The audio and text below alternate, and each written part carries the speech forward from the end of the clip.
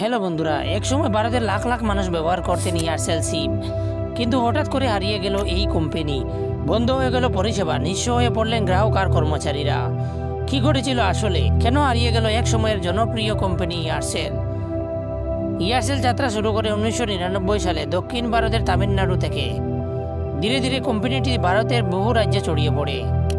কম খরচে call rate, ভালো plan এবং আঞ্চলিক মার্কেটকে টার্গেট করে তারা খুবই জনপ্রিয় হয়ে ওঠে।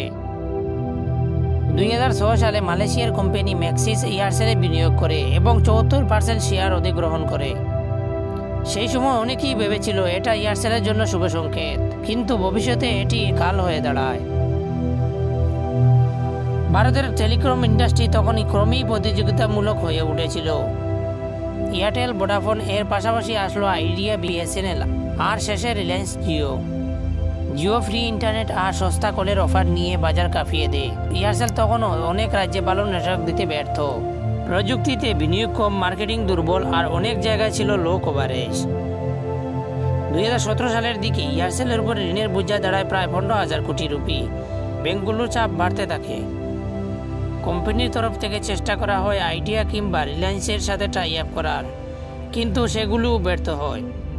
2018 সালের ফেব্রুয়ারি ও মার্চ মাসে হঠাৎ করেই অনেক গ্রাহক নেটওয়ার্ক হারাতে শুরু করেন। কল করা যায় না, ইন্টারনেট চলে না, মানুষ দিশাহারা। এরপর এয়ারসেল ঘোষণা করে তাদের সমস্ত মোবাইল পরিষেবা বন্ধ করে দিয়েছে।